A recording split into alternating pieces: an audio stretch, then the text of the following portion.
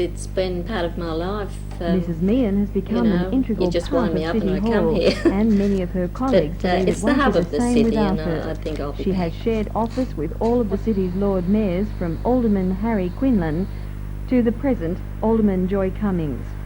Her last day at work yesterday was filled with mixed emotions, but she's looking forward to her retirement. There have been times when the demands of the job have taken their toll. I felt fed up many times. You know, they're all a little temperamental on occasions. The pressures of this office are very great, and I understand that, but I've never seriously thought of leaving. You think you've established quite a reputation a City in the Council community employee for for all almost those years? half a century, Well, I is would to be hope replaced so. in I would hope January. so.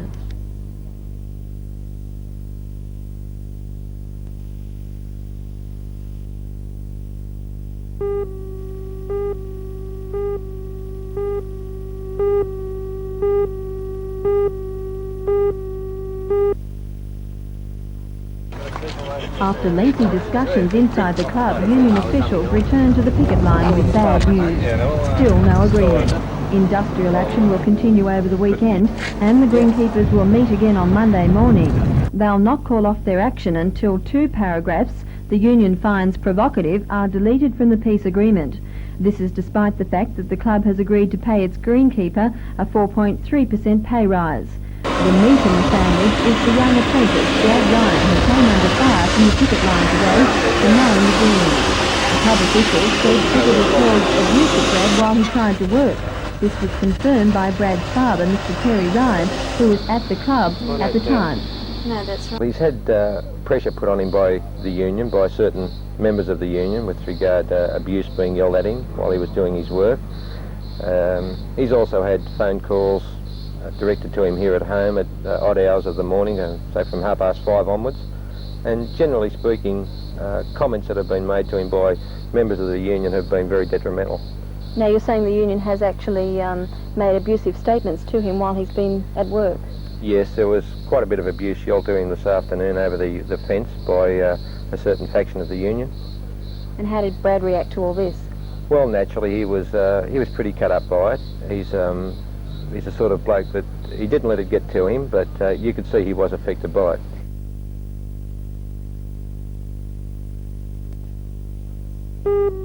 Another special building this year was Christchurch Cathedral. It isn't new by any means. The final part, the tower and transepts, were finished in the late 70s. It's special. Newcastle Hospital today, worried staff were addressed by the hospital's Director of Medical Services, Dr. Tudor, who told them they now face little risk of contraction the dangerous hepatitis. Yeah, that's good sign.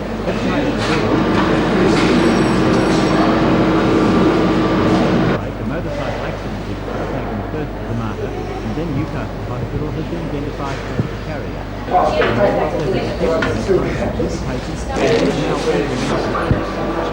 Are you confident that you've now identified and arrested this outbreak of hepatitis B? Well, we're confident we've identified it, but we're also very confident we probably have arrested it. Why only probably? Well, it's only early days. It has a long incubation period, the virus, and we continue to test people as we see the need. Is there any risk that patients may contract the disease? Very, very negligible risk. It's almost impossible for a patient to contact the disease unless they've come in contact with a patient who has hepatitis. How is it transmitted? It's transmitted from blood to blood. Tim, what we emphasised to the staff this morning.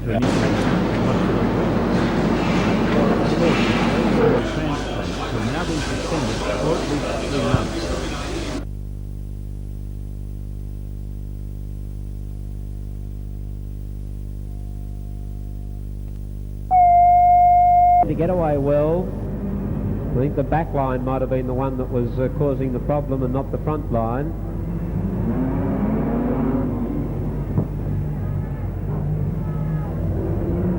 We'll see if we can get them away this time, the all-important second half. Away they go. Milford on the inside, Combs on the outside. Combs trying to drive round the outside of him. Milford got the better. Combs has gone for a spin. Pine's gone for a spin. Well, Ed Wilbur slipped through to the lead, but the yellow light came on. And I think John Pine did particularly well to throw that car sideways then. He did get a bump with Combs, but he had no room to work with and threw the car sideways. Just got a slight little touch on the Combs vehicle, and I think that was a pretty good effort by Pine to avoid serious damage in that incident to both he and Combs. No real damage done, and it goes to show the driving skill of all the drivers in these teams tonight.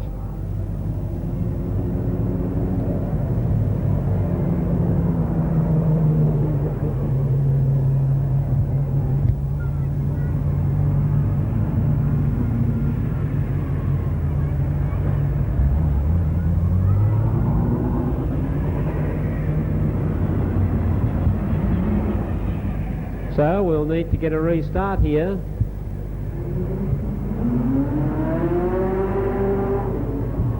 We'll see, I think they'll probably all line up the same way again. I haven't checked officially.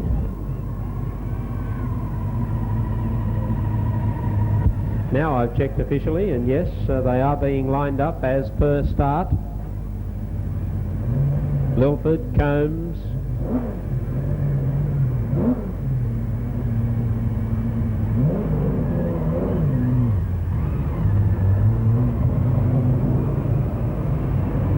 so I think nerves might be just a little bit on edge here, with the Americans having their first appearance in Australia for 1984, wanting to do well, seeing the scoreboard standing at 18 all. They want to keep it that way. Both teams edgy.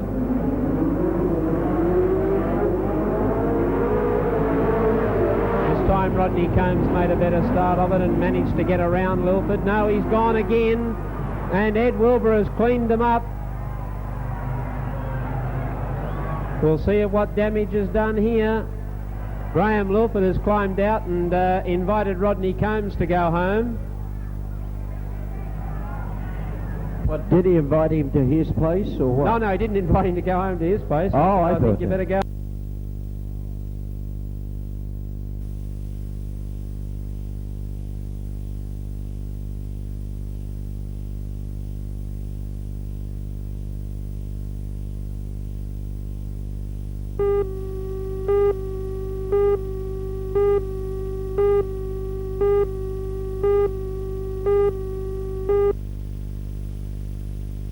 It's the first time a Maori Cat Championship has been sailed in New South Wales. The 4.8 metre single-hander is actually more popular in Victoria, and in fact 9 Victorians were in the fleet of 19 contesting the national title. Today's final was sailed in a moderate sou'easter, which gave the Cat sailors some exciting reaches. The man who proved just too fast for the fleet was Gavin Luxton, who stretched his lead over second-placed Barry Chandler to more than a minute. First Victorian home was third-placed Barry Bulker. Luxton's win today gave him the championship. Second in the title was the Maori Cat's designer, Gordon McCullough, who was placed fourth today.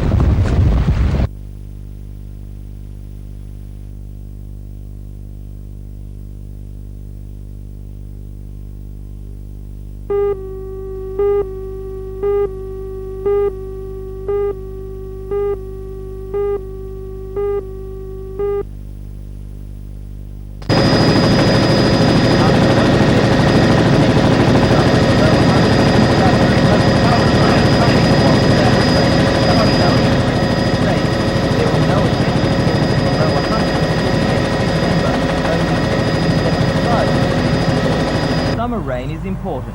It promotes the growth of pastures to feed dairy and beef cattle and ensures the growth of summer crops such as maize and lucerne.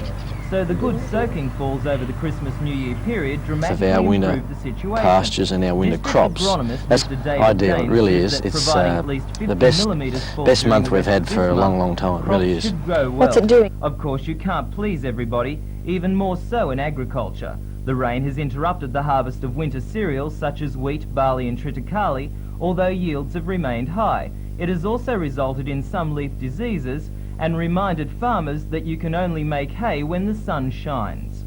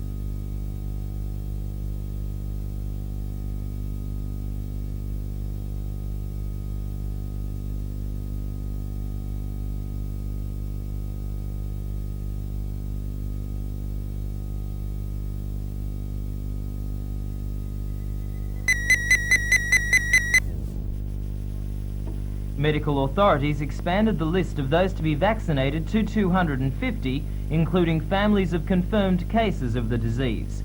Police officers who attended the accident involving the hepatitis B carrier will be screened. Lastly, ambulance officers working at the accident and those who later transferred the man from the Mater to the Royal Newcastle Hospital will be immunised.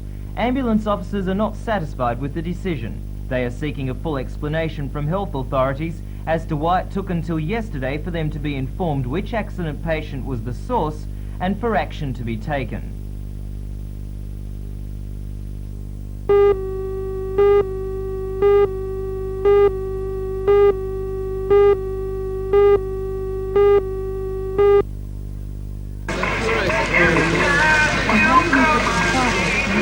Clubs returned to Newcastle today to compete in the Cardiff for over 1,000 Last weekend the programme was washed out, so today the planned 2 days of cycling will be squeezed into one. The second day's race is being held tomorrow. The event is seen as the lead-up to the same type of to be held in Sydney next week. It's also an important competition for club riders, with selectors from the Olympic squad watching their performances.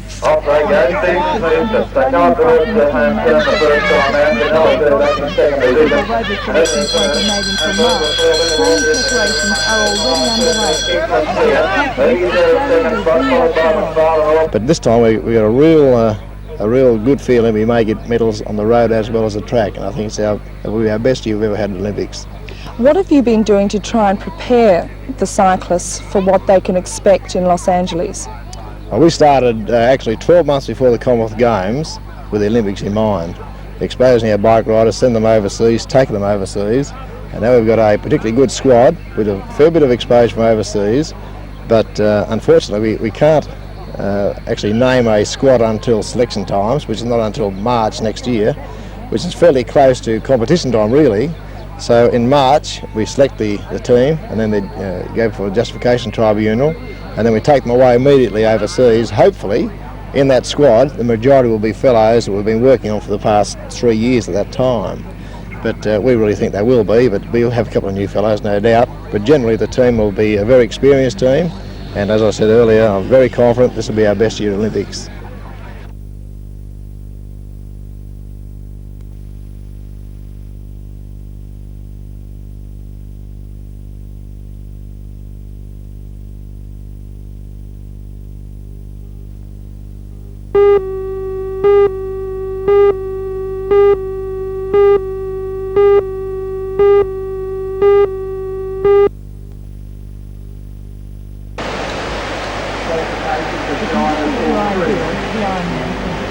The organisers say they were slightly disappointed with the number of competitors in the event. They attribute the shortfall to the Coolangatta Gold event also being held today.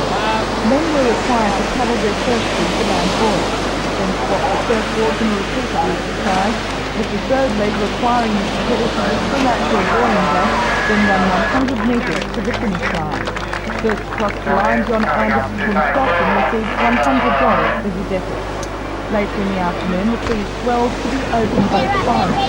As the competitors launched from the beach, a set of 4-metre waves caused house confusion and managed to stop on its boat.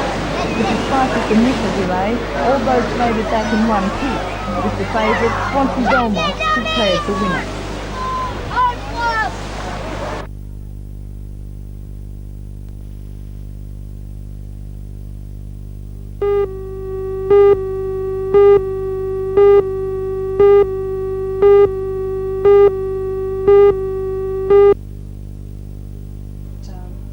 The General Manager of the Health Fund, Mr Cole Rogers, says that NRD is still formulating its rates. He claims that the government hasn't allowed enough financial leeway to pay for Medicare, and that the 1% that is to be subtracted from incomes simply isn't enough. There has been considerable doubt cast by several studies over the costing of Medicare, and that those studies have indicated that perhaps 1% won't be sufficient. Accordingly, I would think it's somewhat premature, seeing as Medicare isn't yet operational, let alone proven, that perhaps it's somewhat premature to talk about extending it. If such extension of benefits were to take place, then obviously a substantial increase in the levy would be necessary. What will be the effect on health funds such as NIB if the extension does go ahead? I think that's in the future, and at this stage we're more concerned with handling the situation come February 1, and of course giving members the best possible benefits at the fairest possible price. So that our concerns, if that happens, we would then look to what areas of benefits and what areas of service we could provide to our members.